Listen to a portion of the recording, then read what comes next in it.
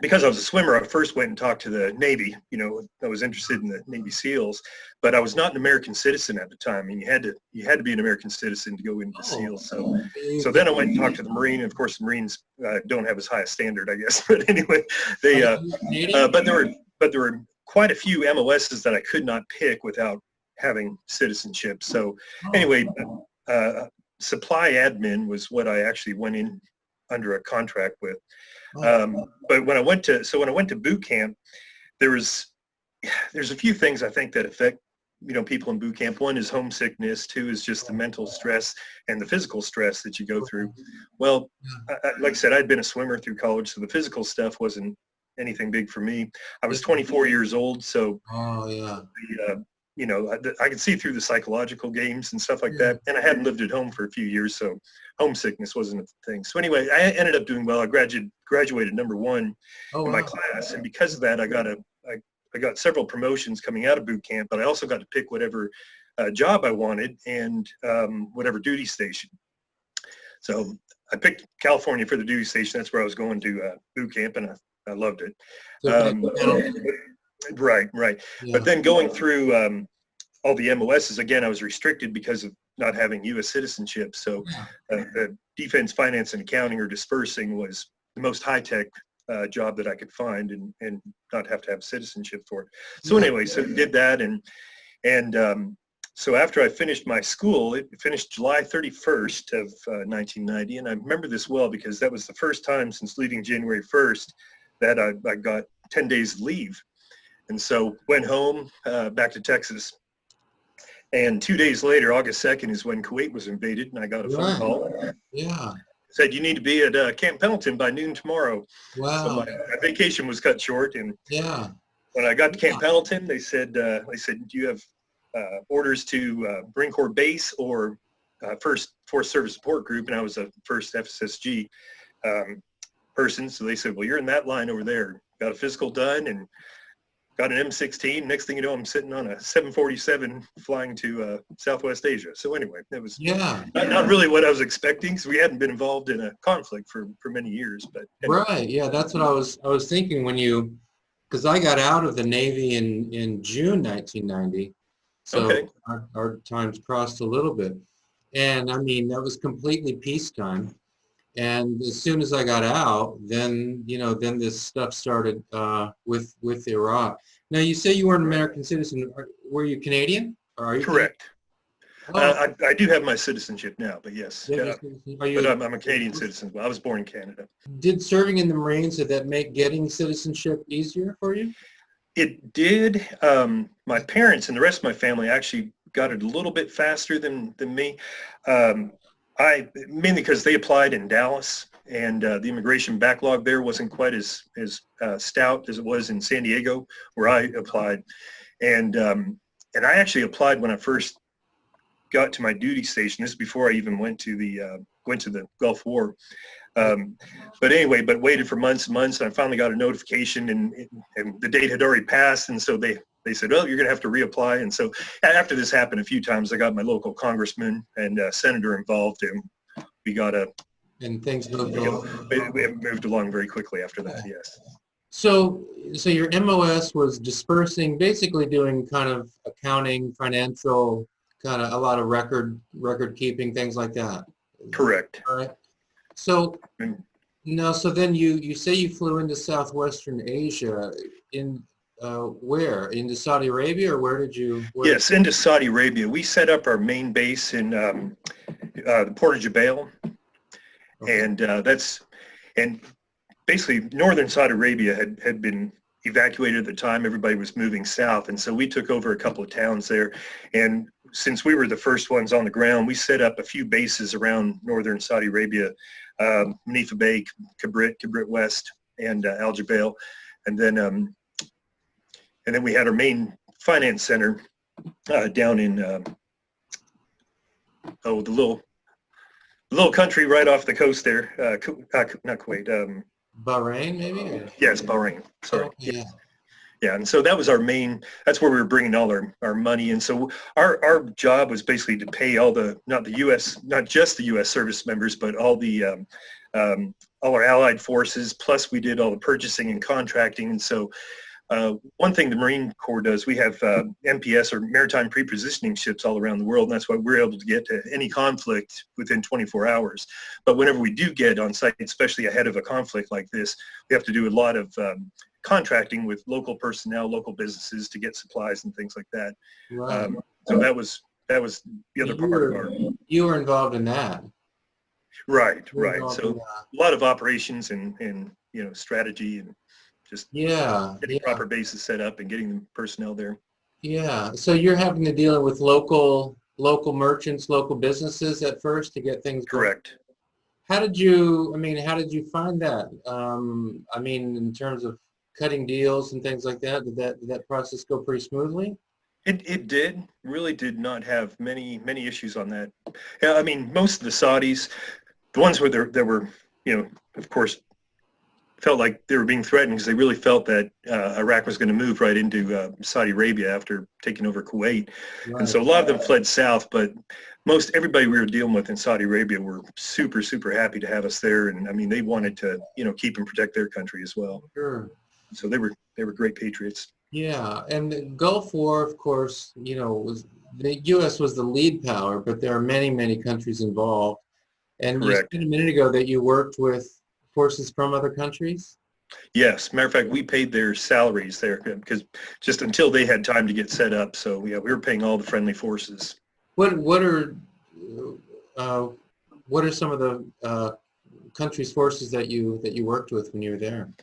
Oh gosh, we had a lot of people early on. Had a lot of troops from Canada, so that was kind of interesting. Well, I really didn't know any, Canadian Armed Force personnel, when I lived there. But so it was good to meet them. Of course, had a lot of UK soldiers, right. Had Australia. Right. Okay. There were lots. Sure. Did you stay the whole time? The Gulf War, once it gets going.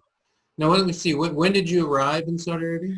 In August of 1990, and then we started. So the Desert Shield was the early part. And then of course Desert Storm. We started like around the middle of January, and that was really just a big bombardment of a bombing campaign. Right. Until we moved in on the ground with the ground forces, and that only lasted a few days. I mean, it was near the end. Basically, the end of February, it was over. So pretty short deal. What was the temperature like when you got into Saudi Arabia in August? It was hot. Nighttime temperature is about 110, if I remember right. Yeah, we set up some tents there.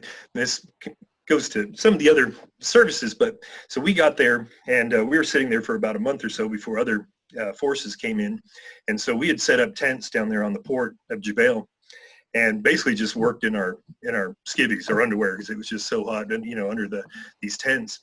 And so then when other forces started to come in and set up, and even part of the U.S. Armed Forces, we were a little bit perturbed at first with especially the Air Force. The Air Force came in, and they start setting up. They've got all these big things, but they've got all these special troops that basically set up all the stuff for them. So everybody just kind of stands around and watches all their tents be put together. Well, then they started bringing in these big crates on forklifts back over to the tents, and we're all, again, sitting in our underwear watching this going on. And they started unpacking these crates in their packaged air conditioning units.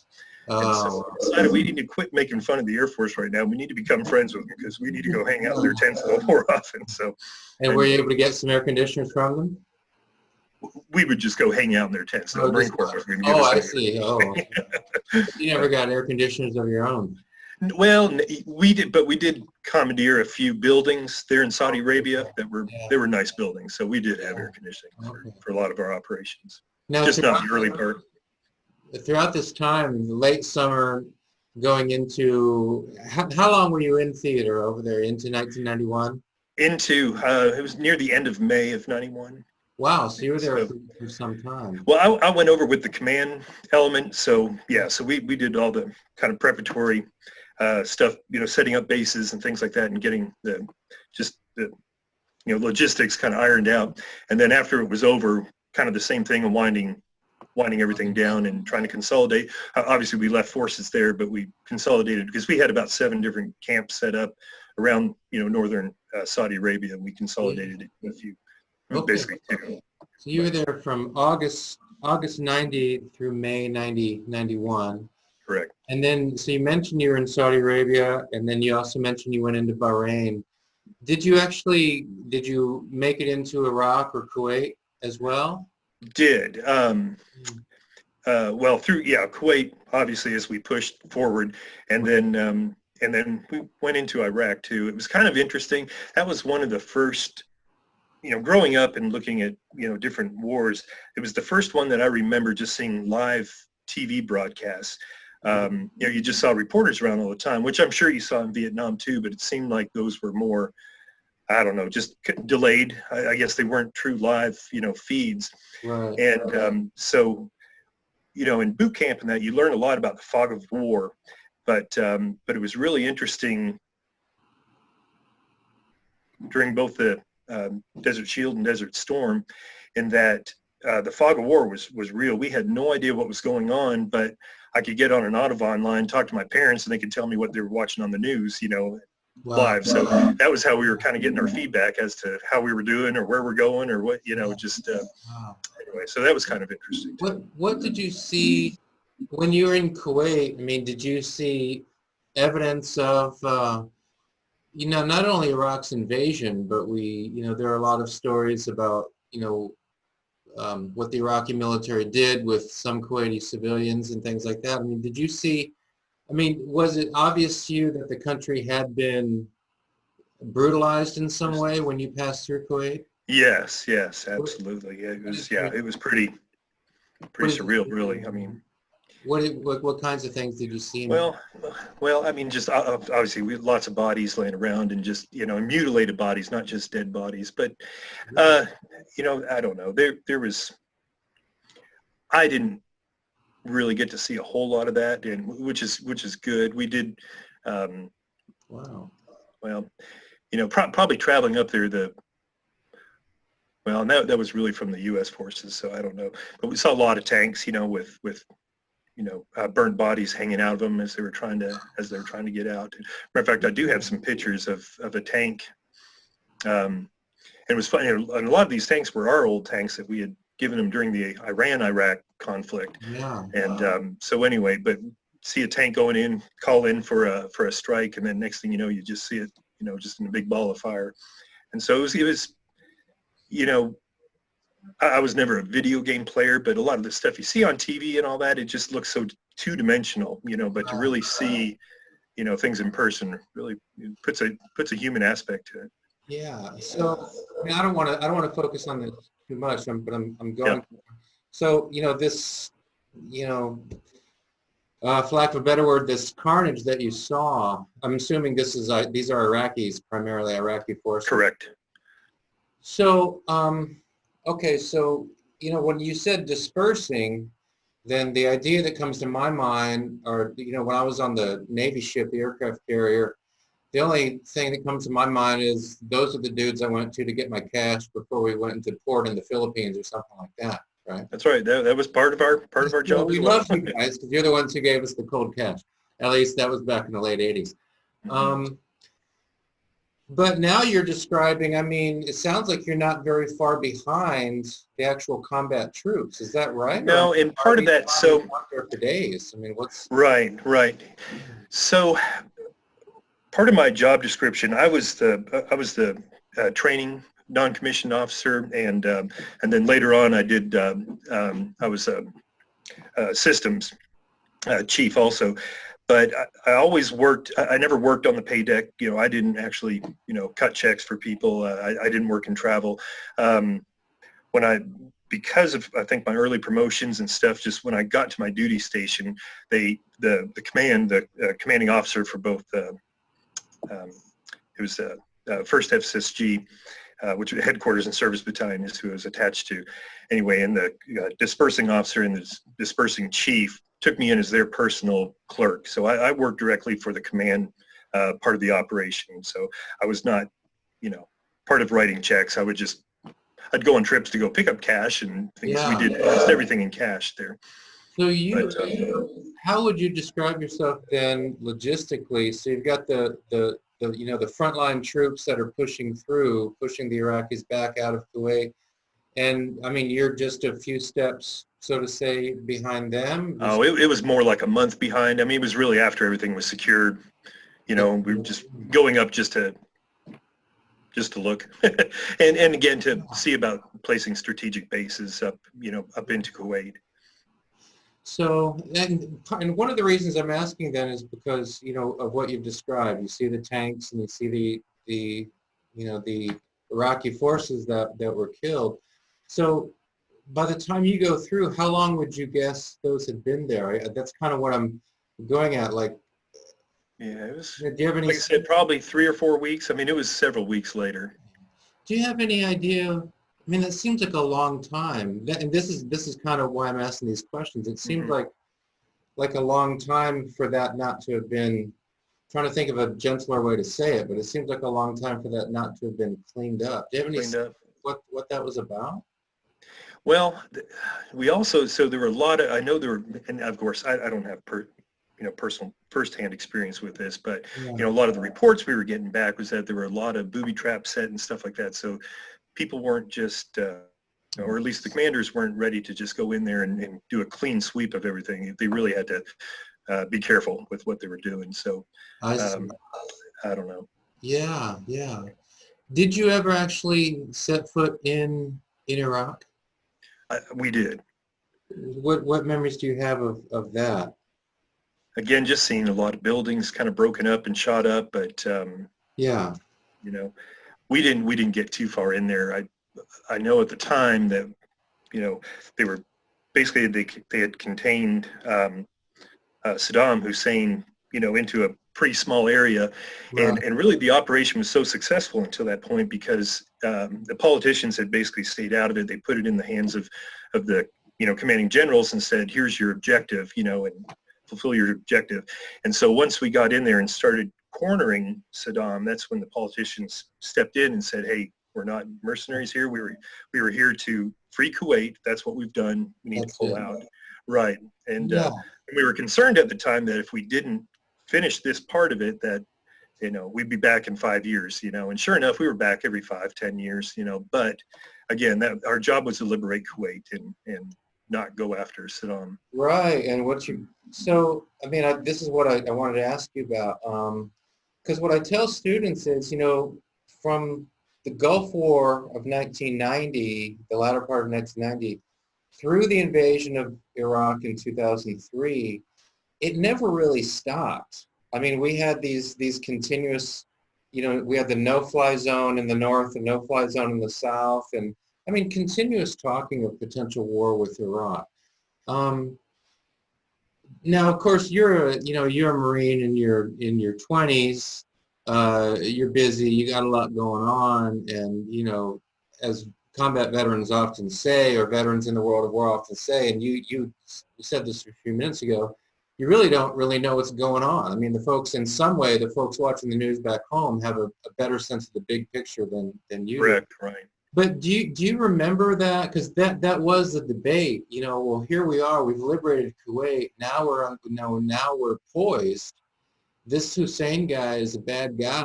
Let's just go to Baghdad and wrap this up. Right, and that's how we all felt. Right. You felt that way. And looking back, I don't know, but it sure didn't. I mean, I'm sure it would have come to a faster close, as opposed to prolonging this, like you said, perpetual war for years and years and years. But but it's one of those things, because I remember this debate, and I remember President H.W. Bush saying, look, that wasn't the objective. The objective was to liberate Kuwait. That's done. Mission accomplished. Yeah. But it is one of those moments where you look back and say, okay, but radical Islam was around, but it certainly wasn't what it was in 1990 as compared to the early 2000s. We heard reports that we had them cornered down into about a 4-block area. I mean, it was really tight, and they said, pull out, So your memory, at least among the Marines you were with, your memory was, let's just keep rolling, right? and take care of this festering problem in the Middle East. Yeah.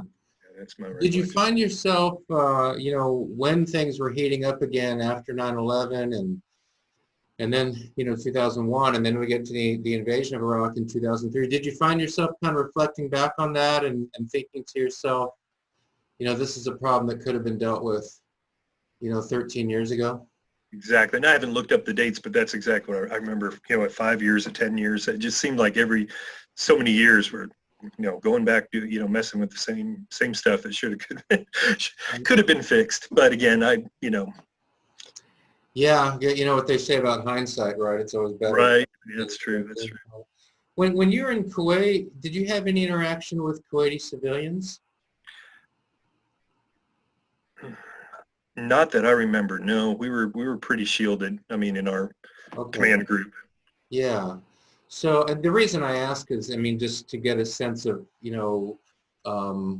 what the Kuwaiti civilians thought about American forces and other allied forces being there. But in your case, you didn't have much experience there. No, just with the northern Saudi Arabia, personnel. They were, yeah, they loved having us there. Yeah, your perception is that they were glad to have you there. Mm-hmm. Of course, related to the theme we were just talking about a minute ago, there was one Saudi by the name of Osama bin Laden who apparently not very happy to have the infidel camping out in Saudi Arabia. Yeah, looking back in hindsight, that's right. That's right. The stories go on. When you look back on your time in this war, it's a brief war. It's kind of one of those, for lack of a better phrase, it's kind of one of those good wars, right? The case is pretty clear. Kuwait was attacked and invaded. Kuwait did not provoke Saddam Hussein. Pretty clear. There's broad international agreement. This has to be fixed. The United States takes the lead. It's over pretty quickly. It's one of those. Maybe respond to this.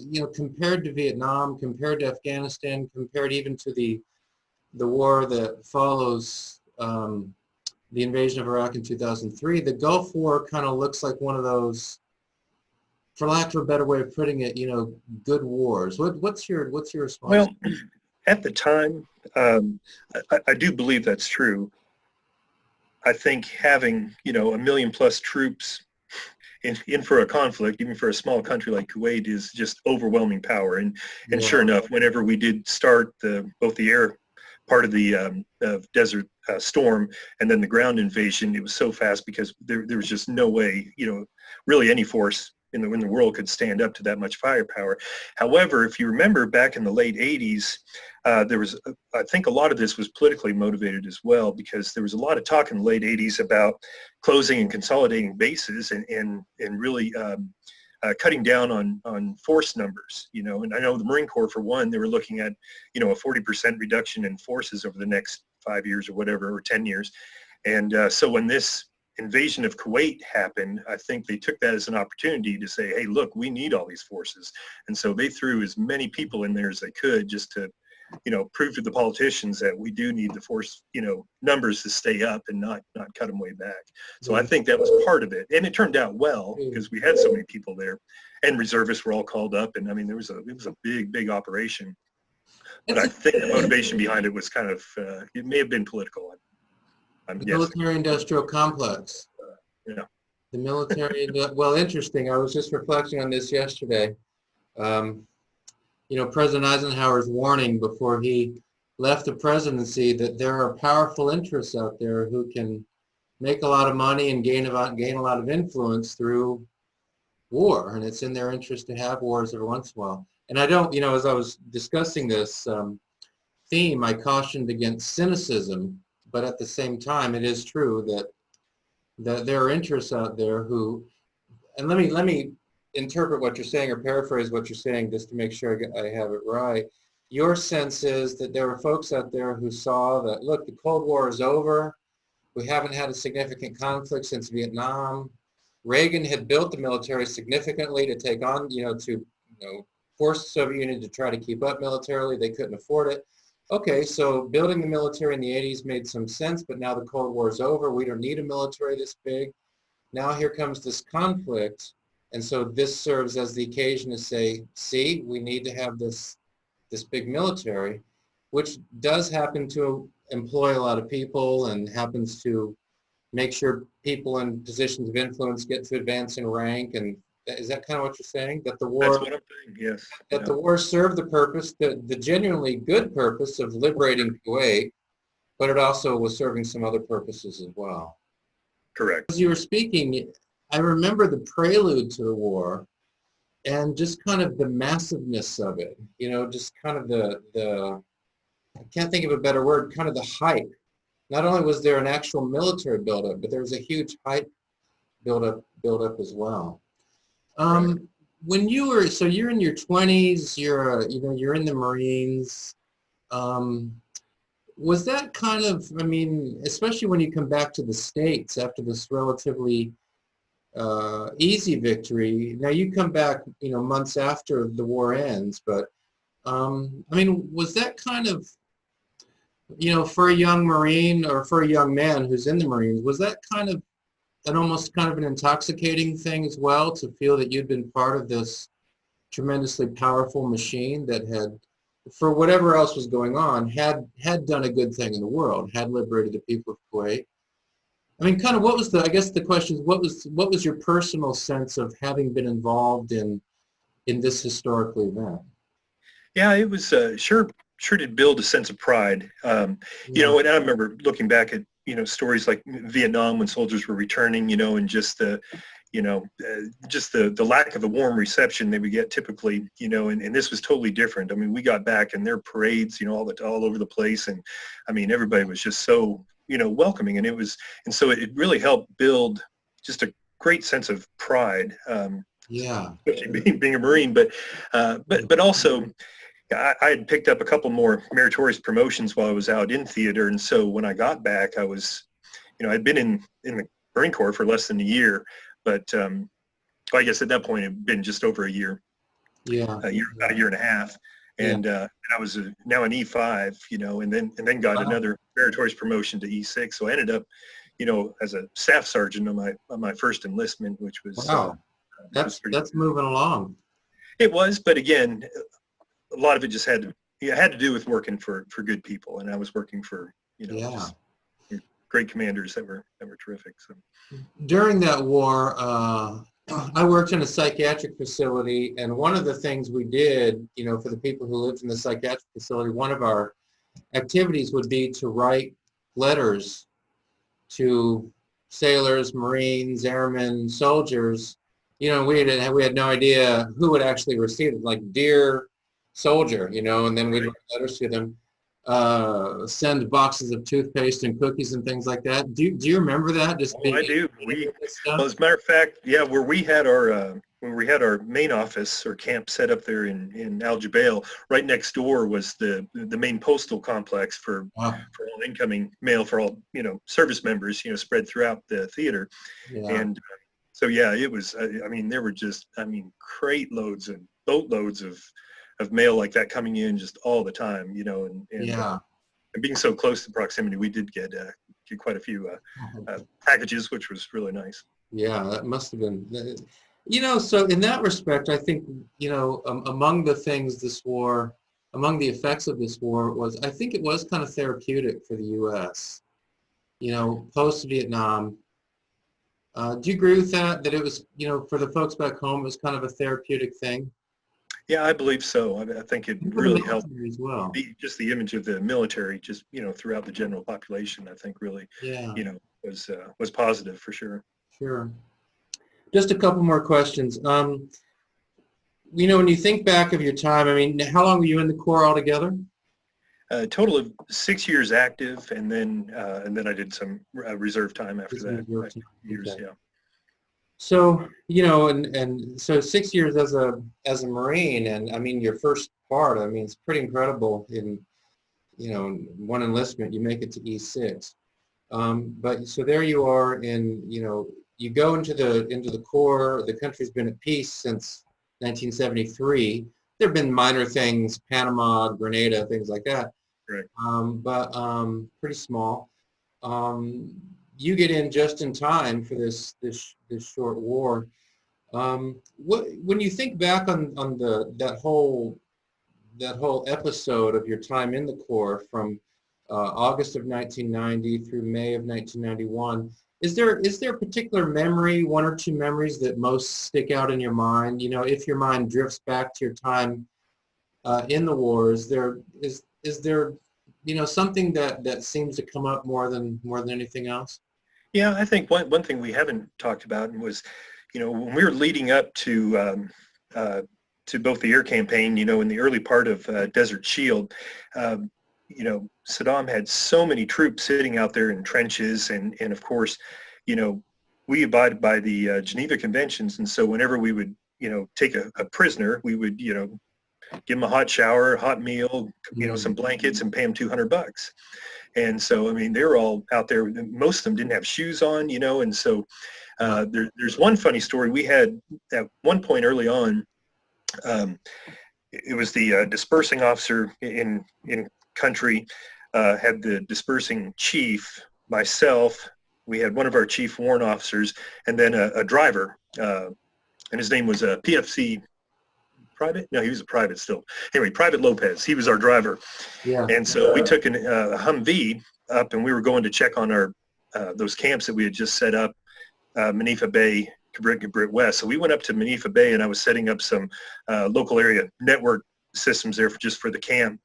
And we sent Lopez, Private Lopez, over to the two other bases, which are about 18 miles, you know, due, I guess it'd be due west. Yeah. And to pick up the payrolls from these other two camps. So he left. It was, you know, probably about 2 o'clock in the afternoon.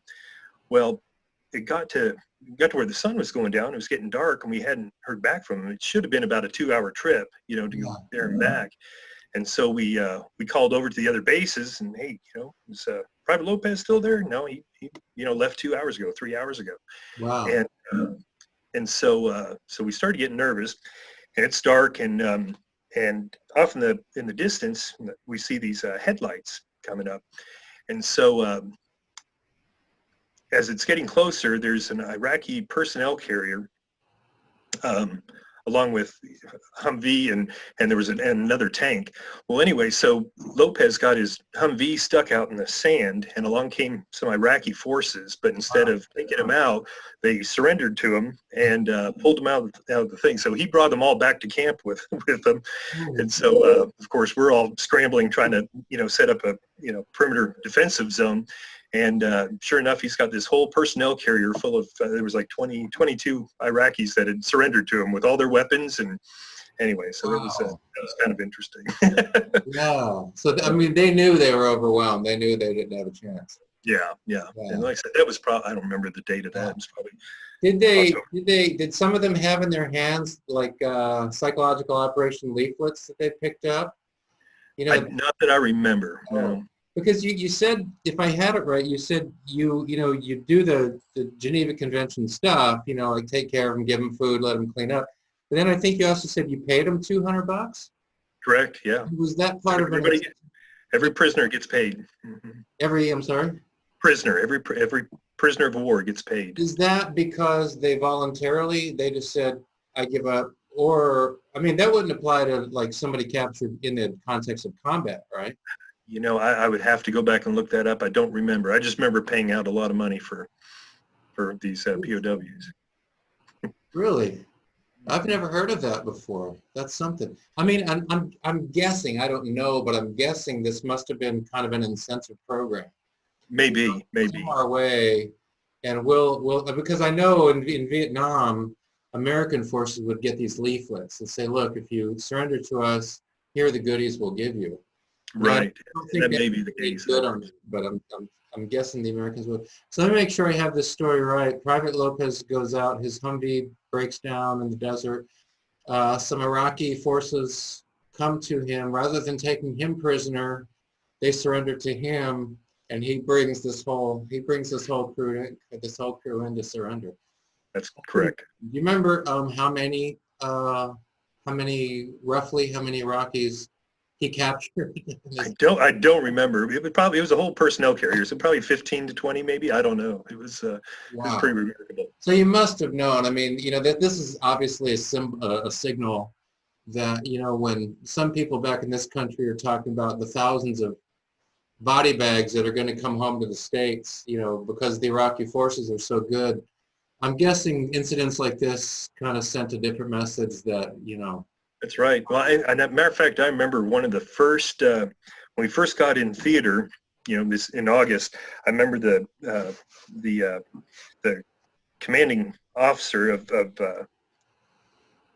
I don't remember if it was the 1st Marine Division or it might have been our 1st Force Service Support Group, Headquarters and Service Battalion Commander. But anyway, he was giving a motivational speech, and he told you to look at the Marine on your right and look at the Marine on your left. He said, one of you will not be coming home, and so, which is pretty positive thinking, at the beginning of a, right. When did he say that? I'm sorry? At what point? Was this in boot camp? I missed that part. No. This was at the very beginning of when we first got there in country. Oh, golly. Our first motivational speeches. This is supposed to be an inspiring. Right. But incidents like this, must have sent a message that, probably not, based on what we've seen before the shooting even starts. Well, and even prior to that, there was a period there of about 6 or 8 weeks where these Scud missiles were coming in about, twice a night, and you could almost count them by clockwork, at 11:45 p.m. and then another one at 3:15. Basically, we'd all get up, put our gas masks on and get down into a bunker. Yeah. And I think Saddam was doing that in part to, keep us from resting and, try and just keep things mixed up. But the other thing was that those things were so inaccurate, and of course that was the first time we'd seen the Patriot missile interceptors, utilized. And, they weren't 100% accurate, but, so many of his missiles would just kind of fall into the Gulf, just a dud and not come anywhere near, their targets. So that was encouraging too. Well, these things aren't quite as accurate as we think they are. But sounds like the general at the outset was buying into some of the hype. I think so. Yeah. And you don't want to minimize it because there were casualties, but it was an overwhelming victory for the coalition forces. Just last evening, this is my last question. Something else might come up, but this is my last planned question. Just last evening, I was with with a group of combat veterans. I think all of them were Vietnam era. And I've talked to, hundreds of Vietnam vets by now. And what you gather, the guys who saw combat or were, in combat zones, you kind of gather that for most of them, it's a continual presence in their mind, whether they're, actually thinking about Vietnam or not. It's always kind of a lingering presence in their mind. And then, they'll hear something, often helicopter, of course, something like that. They'll smell something that will bring them, right back to Vietnam. The war you're in is very, very different, very, very different. But to what extent would you say that your experience in the world of war, you're not a frontline combatant troop, but you certainly did see the consequences of combat, and you saw, elements of the world of war. To what extent would you say it is kind of if not a daily presence, kind of a regular presence in your mind? That's a great question.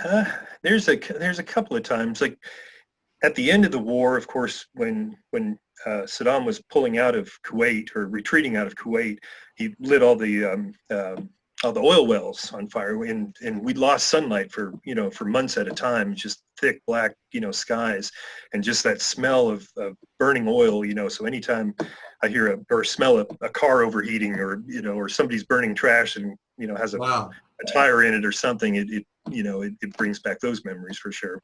Yeah. But other than that, I don't know if anything really stands out. It's not kind of a pressing thing. Did you see those oil, because he sets these oil refineries, I guess. He sets these oil refineries on fire. Did you see that, or at least you saw the smoke? They were actually the wellheads that they set on fire. Wellheads, yeah. Refineries were for the most part intact, but it was all the wells out in the sand that were on fire. And you saw that? I did. Wow. I've got some pictures of it too somewhere, but we had a house fire back a few years ago, and I lost a lot of stuff. But I do. Oh. Yeah, this is just one of these acts of incomprehensible malice, right, on his part. Just, because, we haven't talked about it, but another thing related to the war that President Bush, rightly said, because some people are saying no wars for oil. And President Bush's response was, basically, oil's kind of important. I mean, given the way the economy runs, no oil, no economy, or significantly reduced supply of oil, then the economy takes a hit. That's not the primary reason, but that was there. And Saddam Hussein sets us on fire. So for you, if you say when there's a certain smell related to the burning of oil or something like that, that will bring you back to your time in the Gulf War. Mhm. Yeah. What would you say? Young people today should know about the Gulf War? I think there are a lot of young people today who don't even know such a thing happened.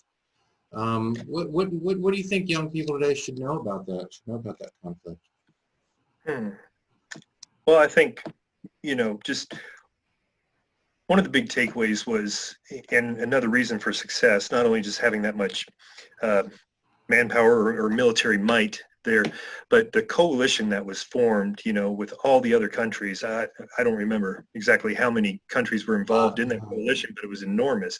I don't think we've ever seen anything like that since and before either. No. And so when you get everybody cooperating, or if at least everybody's buying into into an operation, it sure makes it easier to execute. We haven't seen anything. I don't think we've seen anything that extensive. I mean, maybe World War II, but certainly since then, I don't think we've seen that kind of international agreement on anything. Yeah. Really. And the other, which of course, this quote has been used for many combat, but the other thing that we were always taught is you never go into war without a plan. So planning ahead and taking the time to really set it up is great. But the other thing too is that no plan survives first contact with the enemy. So do all the planning you want, but as soon as you start, it's going to all fall apart, and you're going to have to overcome, adapt, and change on the fly. So. Yeah, and you were part of that planning, huh? You getting there pretty early and help you set things up. Yeah. Well, Paul Priestner, I really appreciate you taking the time. The Gulf War wasn't long ago, but I talked to a lot of veterans, but I just don't run into many who went to the Gulf. I guess because it kind of came and went so quickly. Whereas Vietnam vets, you're talking about a decade, so you've got a lot of people processing in and out of the country. So I appreciate you taking the time to share these memories about your time in the Corps, about your time over in the Gulf in 1990, 1991. Appreciate it. Right. Well, and thank you for your service too. I didn't realize you also served, so that's good. Well, I was just late 80s, Reagan, early Bush Navy, nothing going on, so I got out right before the Gulf War, so we didn't have much to do. So, but thank you very much. I appreciate it. Thank you. Have a good day. All right. Take care. Bye-bye.